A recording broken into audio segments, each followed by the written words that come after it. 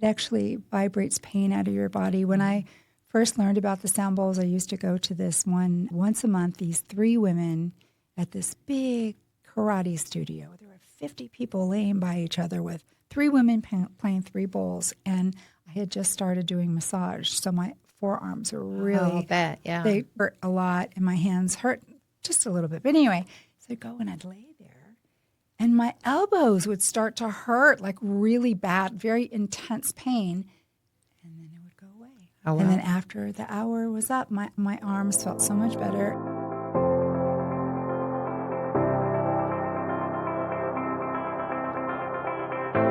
Welcome back to the Catalyst Podcast.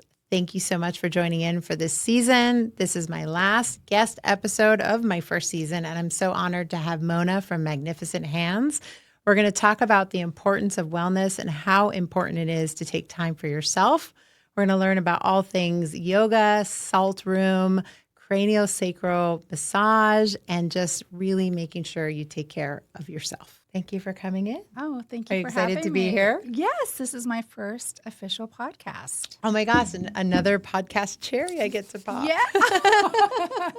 Okay. This is super fun. Right. Yeah. I don't know why I'm always surprised when people haven't already been on podcasts, but actually a lot of people have not been on them. So this is exciting. This is your first one? I've said no to a lot of people. Aw. Yeah. So thank you. You're welcome. Yeah. Well, You're let's my friend. dig into it. I always like to start a little bit with like who you are, what your business is, and why did you start your business? Okay, well. It's a lot, but I'm Mona can handle it. Schafer. I own Magnificent Hands, a center for healing. And this is my 9th year. As we were talking, I survived 2020, which is really fabulous. So I've been open for 9 years. Yeah, which is congratulations. That's a huge accomplishment because really statistics across the United States are that most businesses small businesses, women-owned businesses don't last more than 3 years. So you have tripled that. Wow, that's amazing. That's a huge accomplishment. That's great. Well, I stayed open from sheer will. Yes. I was so mad that they made me shut down. Yeah. That it taught me a lot. It was a really good lesson for me. Yeah. And I learned a lot about myself and tenacity, what I'm made of. So Yeah. it was really turned out to be a good thing after all. So overarching, what is Magnificent Hands? Tell us about the center. Well, Magnificent Hand Center for Healing started out to be a place to practice massage therapy and skincare without the noise of a hair salon in the Vegas area in order to have your own book of business where you're not working and being hired by somebody to do massage for them, like a hotel or, those super cuts for massage places, Right. the discount places, then you have to rent out of a hair salon. Yeah.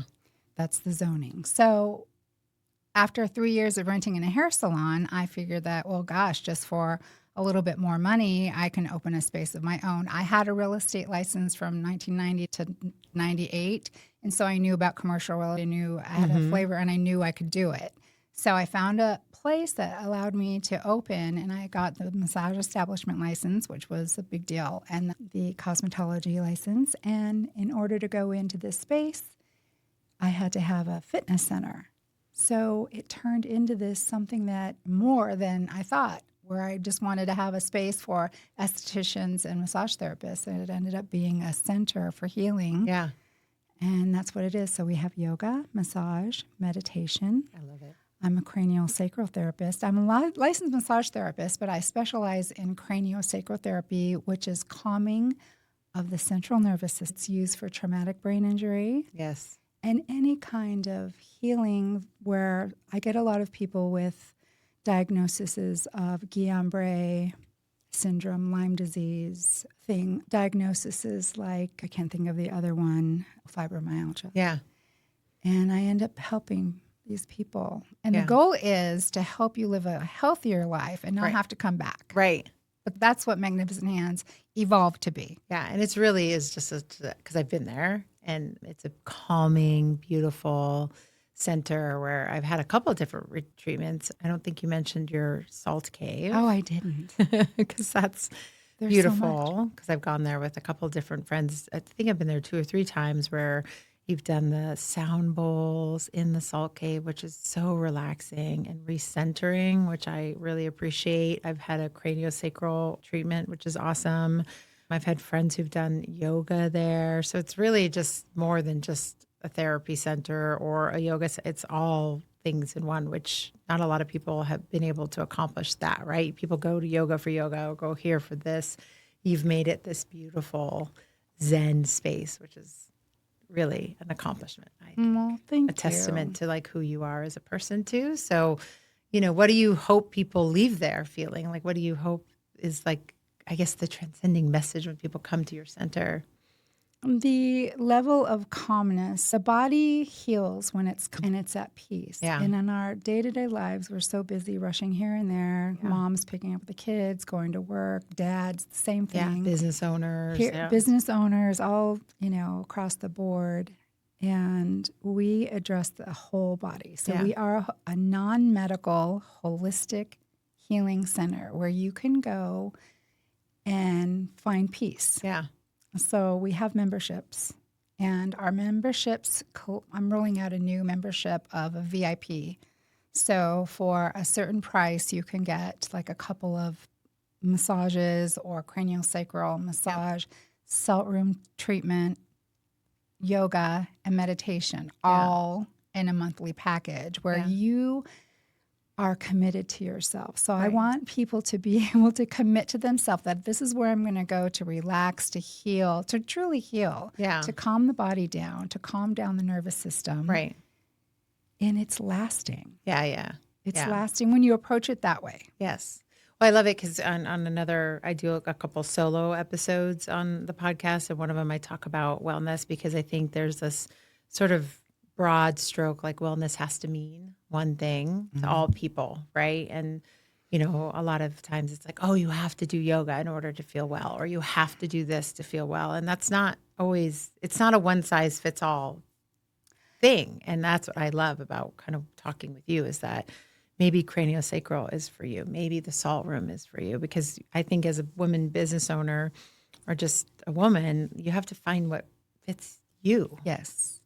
And that's what you preach and practice. Yes, and that is the beauty of what I do is everything is customized to your schedule, your lifestyle. Right. Yoga does help. Daily yoga helps, but you don't have to create a Zen feeling for yourself. I can teach you a 5-minute breathing exercise. Right. Everybody has 5 minutes. Right. And to help calm you down in different times. Center you. Yes, and you can do it at work. You can do it at home. I have a lot of techniques which people can go find on the internet. But when you have somebody guiding you, it's a lot easier. What my packages include, so it's evolved to coaching. So I do wellness coaching. And so when you work with me, if you, for example, buy a package of craniosacral therapy with me and I'm working with you, you will also receive books that will help you that are customized to your situation, recommend podcasts, recommend all kinds of things that are geared to you. Yeah. So that's how it's evolved. So you just don't get this 1-hour massage and goodbye. Right. I have a communication with you where I work. Or this whole thing where you have to do this in order to feel well. Because there's so much already like guilt and shame and like you shoulds in the wellness industry. And it's so hard as a woman, right? Like it's so hard to like feel like you have to fit into this box in order to feel or be a certain way. I think the influence of everything that's coming at us all the time. Yeah. The Instagram, the TikTok, right. the TV. And so when you do find that quiet stillness with you as a woman, as a person, you get discernment. Yeah. And you're able to turn that phone off and be chill. And you build like a fortified practice where you're doing something every day that protects you from all of the influence. Yeah. That's a sincere yogic practice. I am a yoga teacher as well. I don't talk about that as much because I am a yogi. I've been practicing yoga since I was 18 years old. Yeah. And this morning was a little bit funny because we're doing this beginning Ashtanga class, which is a wonderful practice that's being broken down for anybody can do it. Well, we were practicing a headstand today, but not a headstand, just getting into the headstand. And I just went right up and I surprised myself. And the person that was new just looked at me and said, "Don't try this at home." It was really funny. Yeah, right. But this is what has evolved from Years. From years of the yogic Yeah. principles of breath work and discernment. It just happens. I know the headstand is kind of a far reach, and you don't have to do a headstand to be Zen. It was just interesting that I saw that the benefit of my practice all of these years. So I'm more of a yogi than a teacher. Right. That's so awesome. So let's talk about your business. Like now, 9 years in, what are some of the toughest lessons you think you've learned over the years? Well, getting help, Yeah. doing everything myself. I think asking for help has been the biggest thing because people do want to help you. Right. And so that was a big lesson. Yeah. There's such an innate sort of like habit. I don't know if it's just women or business owners that we often feel like we have to Lone Ranger it and we have to do it ourselves. And I don't know if that's just a woman thing or business owner thing, a mom thing. I think it has to do with the way you're raised. Yeah, that's true too. And, if you were left to do everything. Yeah, fend for yourself, then right? and then it's just that in my case, that's what it is. Right. It's just I was always the helpful one. I was cooking the dinners. I was babysitting my sister. I was sewing my dad's uniforms. I left with so much responsibility. I did it well. And it was fine. And so for me to unhook from that and say, oh my gosh, can you do my Instagram post? Oh, can I pay you to do my emails? Okay. That is a big deal. And I just want to, the challenge is people in the beginning, people coming and going. Yeah. Like I would have yoga teachers come and they would teach for about a year and then they'd leave. Right. And I took it personal. Yeah. I don't do that anymore. I just realize that people have their own lives. It's for a season. I can see that my personal growth has really increased in having this space. That in having just running a successful business, you have to go with the punches. You have to roll with the situations that happen and not take things personal. Right. And know that other people have a life and a journey and a purpose. Yep. And it isn't all about me and my business. Right. And sometimes I had to look at it too, because I had people who were with me for years and they chose to go different places and people would be like, aren't you so mad? Especially in a competitive in my recruiting company. Well, they're going to go and take that business somewhere else or they left you. But I also kind of looked at it like I built a company that afforded them the opportunity to learn and grow. And by product of that, I learned and grow. So there was some giving and taking there too, right? I received gifts because of them being my employee. I definitely learned and grew a lot by those experiences, but I created an atmosphere for them to learn and grow. How dare I hold on to that? How dare I hold them hostage? Isn't it great that I gave them something that they could go better themselves somewhere else? Like they obviously felt the need to spread their wings somewhere else. And that was, I think, I wouldn't say a tough lesson to learn, but a great lesson to learn that they maybe had a stepping stool to something greater in their life. Because I had those stepping stools that got me to business ownership. And so when I could look at it through that lens, it's like you can't hold people hostages as employees and let them go rather than them staying and being resentful to me as a boss. Like how crappy is that? Well, right? It's easy to do. And then, it's just kind of, I call it the high school residue. Right. And then you just kind of learn from it. And then my daughter worked for me there. And that was a big lesson for me. I never really expected her to do anything except certain things that, of course, she would never do the things I expected her to do. So it was a conflict in our relationship.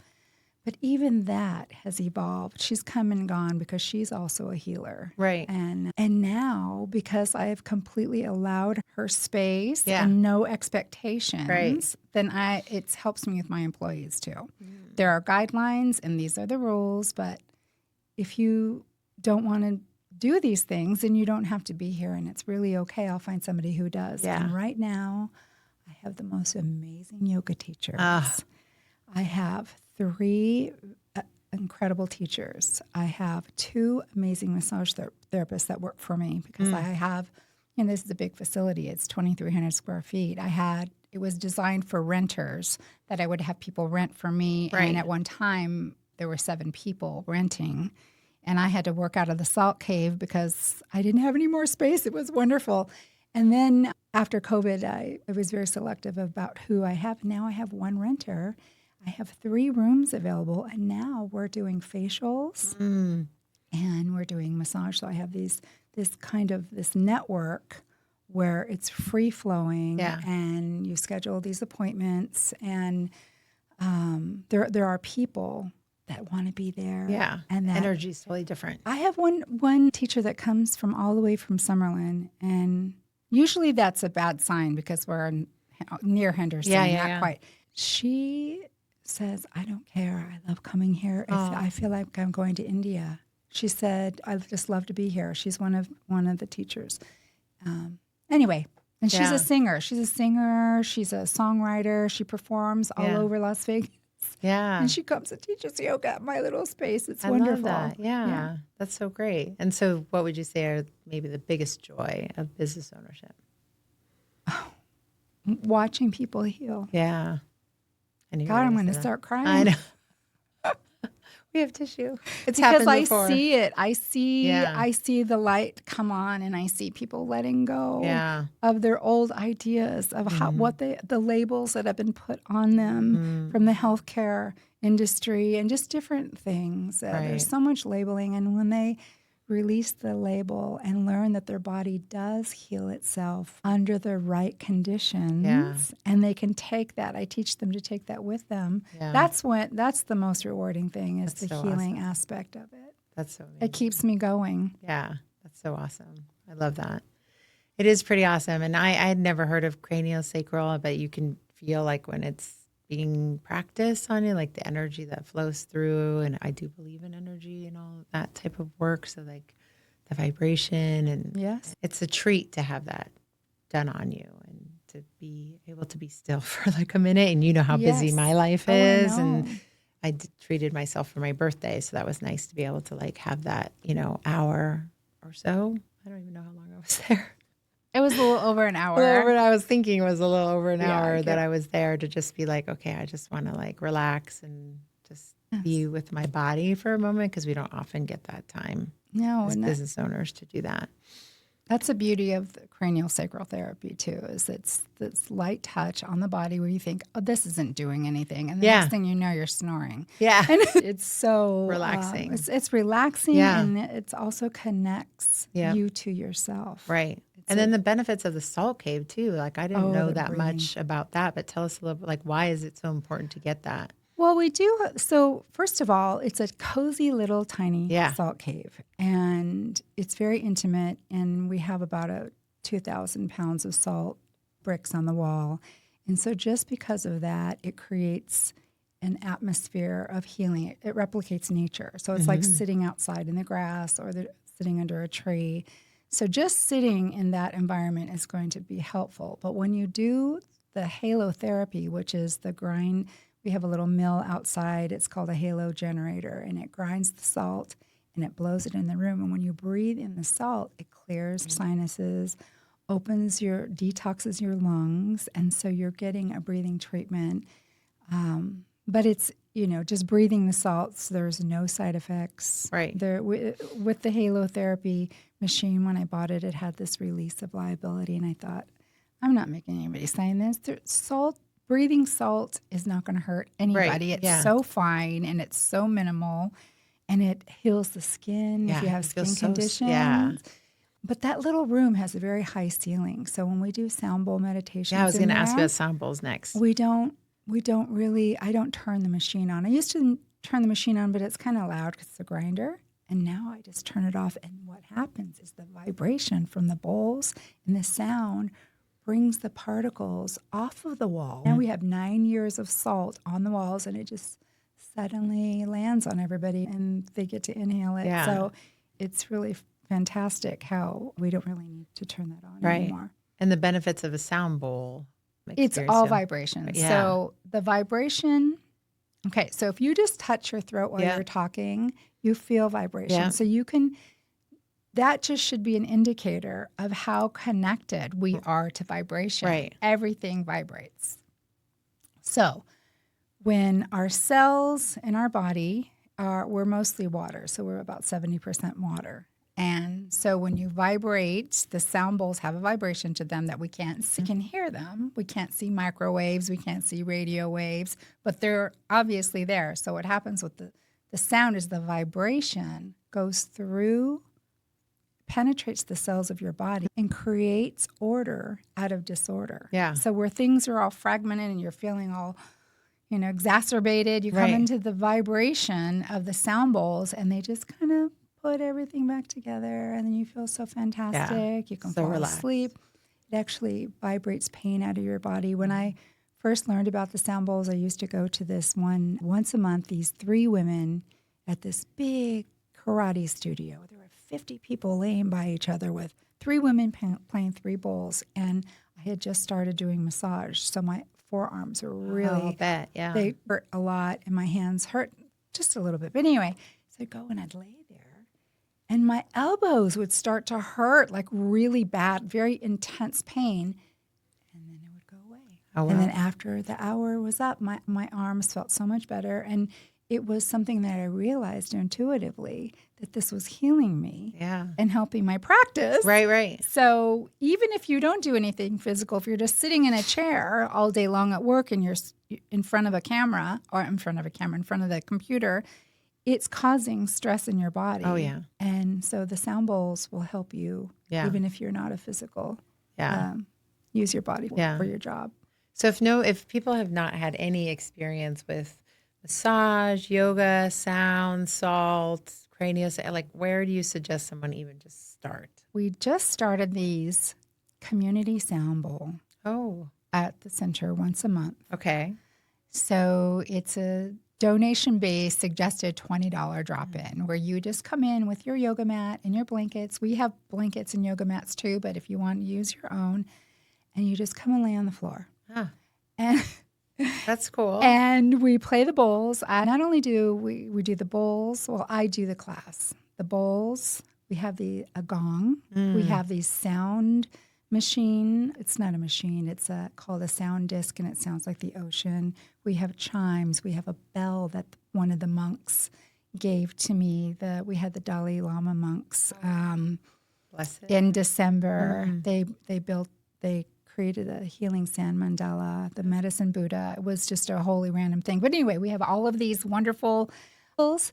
And so I suggest that you come with an open mind. You don't have to chant. You don't have to breathe. You don't do anything but show up and lay on the mat and feel the sensation. Yeah. That would be the best start. Yeah. That's how it started with me 15 years ago. That's amazing. That's so cool. And it's very inexpensive. Yeah, that's so awesome. And it's once a month, and it's on a Wednesday at 6:10 p.m. Very cool. So other than that, what's up for Magnificent Hands for 2025? Well, 2025 will be our 10th year. That's amazing. So it's so exciting. So we'll have a big celebration. Yeah. And we will be in probably the solstice, the spring equinox. We are going to have a big festival out in the parking lot. Oh, my gosh. So there'll be food vendors, jewelry makers, candle, and we were doing it in the spring because of the weather. Yeah. And we will be having a big celebration parking lot, and you'll be able to come in, and we'll have discounts on the sound bowl, meditation. We'll have a yoga class outside. We'll do the breathing treatments and things like that. Very cool. I love that. Yeah, so that's what we're gonna have a big celebration. But right now we are revamping our salt cave. Yes. We're adding salt. We're adding some decorations. And so right now we just have tile on the floor. But when we add the salt, we're just going to be adding another level of healing. Yeah. So you can just come and lay on the floor if you want to. Yeah. On the salt. Yeah. And pretend like you're at the ocean. I want to come in and do a couple of massages in there. So when it's all done, let me know. Oh, yes. That would be super fun. Yes. That'd be super cool. Maybe, will it be done by August? It's going to be done this month. Oh, good. Okay. Well, mail down. By the end of the month is my goal. Okay. We'll do our anniversary massage in August or something. That'd be cool. The couples is the best in there. That'd be super fun. Well, tell my audience how to find you. We'll put all your links in the show notes and all links below, but tell them how to find you. And so if you go to magnificenthands.com, that is my website. And then there are icons for social media links. We have our Instagram page is really cool and very updated, and we list our schedule there. And so magnificenthands.com. And then we are south. We are south of the 215, so Windmill and Eastern. Yep. And so we're kind of close to Henderson, but we're very close to Summerlin. I mean, in terms of... It's easy to get to. It's easy to get to. It's right off the freeway. Yep. And that's it. Yeah. Well, congratulations on 9 years. Thank you. And congratulations Yes. on your first podcast. It wasn't so bad, right? No, it was really, you made it easy, Sonia. Thank you. Just like Everybody chatting with an here old made it friend. easy. Yes. It's, See, I I have to know. come back. Well, thank you so much. Thank you. If you like what you saw today on the Catalyst podcast, make sure you subscribe to our show, like it, and share it with someone who you think might also find value.